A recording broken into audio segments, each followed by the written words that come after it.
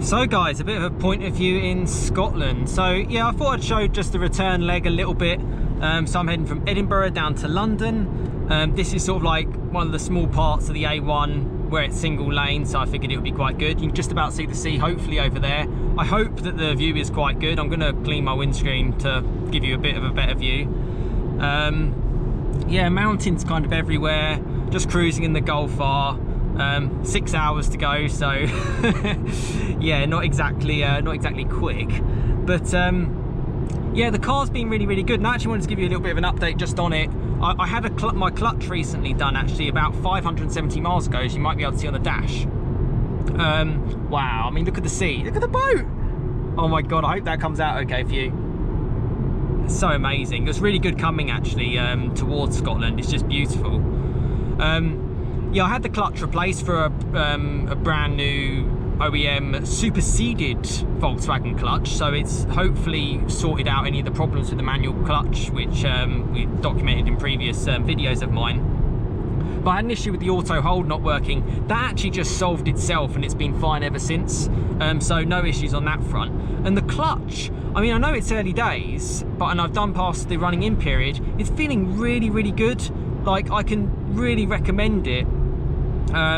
Yeah, I'm just really enjoying it, and manual Golf R owners will know what I mean. First to second has always been a challenge. I drove so many before I bought this 4.5 years ago, and first to second, maybe it's because of the power or whatever and the traction, it was just always jerky. You could never slot it into gear quite nicely, no matter how hard you tried. And then as you got further up the gears, third, fourth, fifth, sixth, it was easy. First second was always hard. Since I've had this in, first second's been much better. I'll have to try and compare it with another owner with a manual Golf R and just see what they think. I'm going to clean my windscreen again because to give you a little bit of a better view. Yeah, so the clutch has been good. The car's been brilliant. I mean, you saw it before. What was it, 475 miles to a tank? I mean, that's pretty good. I'm on about 34 mpg at the moment. So nothing too, well, 32, sorry, nothing too special. But that's just because Edinburgh, getting out of Edinburgh, it's very traffic. It's basically like central London, to summarise it. But once you're off it and once you're cruising A1, A1M, M1, it's fine. I'm going East Coast because I wanted to see the sea. Dual carriageway 2 miles ahead, that's handy because I'll get past lorry, although I don't mind cruising. A few people mentioned West Coast, which is obviously M6. You can take the toll road as well. I believe it was slightly quicker. I mean, I'm a bit of a tight arse, so I was sort of like, nah, I don't really fancy the tolls. And I might actually be able to get past here.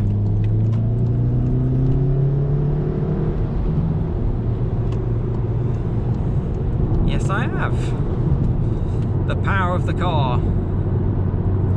Yeah, I still have been taking it easy, getting through the gears, and actually as I've been cruising as well, I was sort of playing around with 6th and 5th because I didn't just want a new clutch to just be sitting in 6th gear for ages. I thought that would be a bit crap just for the gearbox, so that's been fine. Car's been brilliant, I can only recommend it. And if you've got a Golf R or a Golf GTI or whatever you've got, you know, come around to here. It's just such a, yeah, an amazing place. I love it, I really do. And yeah, I'll definitely come back for sure. Scenery's nice, and I think that helps when you've got such a long journey. You want a nice bit of scenery. I mean, you've only seen sort of like a small part of it, hopefully on the GoPro, but it is nice, and it is nice and chilled. I don't really have anything else to update you other than stay tuned for future videos. I'm actually driving an AMG GTR Pro tomorrow, which I'm really looking forward to. Yeah, possibly one of the best cars I'm going to get to drive this year. So yeah, that should be cool, and I will enjoy it. Golf R's been faultless. I just don't know what more you could want from a road car. Yeah, and get out and kind of enjoy it. But even on like mundane, stuck in eco, stuck in 6, it's still such a nice, pleasant place to be. You know, you can just chill out. And to be honest with you, you don't want to be shaking yourself around for 6 hours. Well, I certainly don't. I'd rather take in the scenery and just take it easy, which is what I choose to do. But yeah, as we get up to a little bit higher speeds, I don't want to drown you with, you know, dual carriageway road noise for too long. But hopefully you can take it in, and hopefully the GoPro footage is okay for you. I have no idea, it might be a little bit wonky, so apologies. And if it's a little bit dark, it's coming up to like the shortest time of the year around Christmas period. This is the 20th of December I'm filming this. I should stress, there were a few other like coastal roads and the coastal trail roads to take. I just want to get back, to be honest with you, and it was the same as getting here. I sort of got here and didn't really drive anywhere, and then as I'm getting back, I'm going to do the same. You know, you just want to enjoy it and chill out. I don't want to be stuck in the car for too long. But those trail roads looked awesome, and certainly something I'd want to try again, 100%. Yeah, and as we're heading to another single carriageway bit, it'll get a little bit quieter because you've got to go 60 in a single carriageway.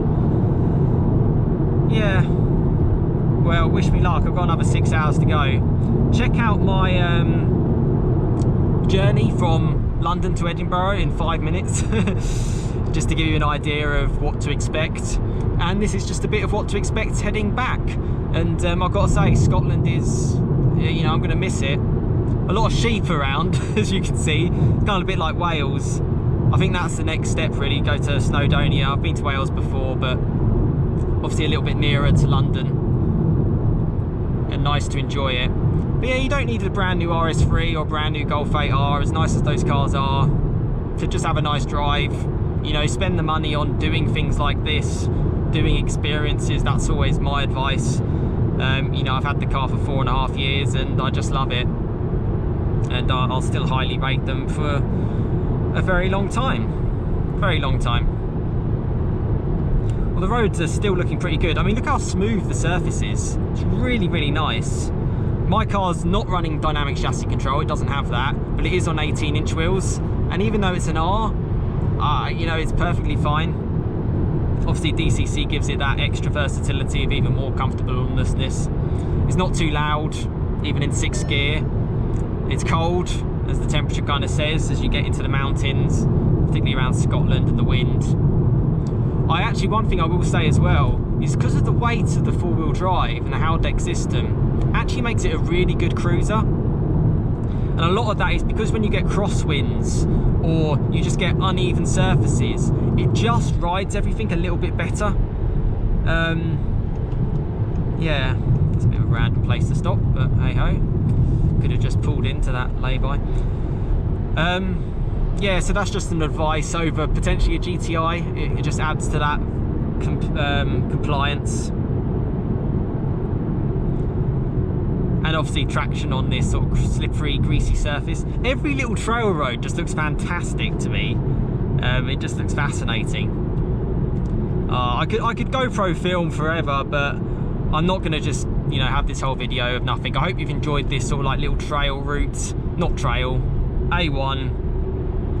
I've got a fair way to go, and yeah, stay tuned for more content to come. But hopefully you found this useful, and stay tuned for future content. But yeah, cheers guys.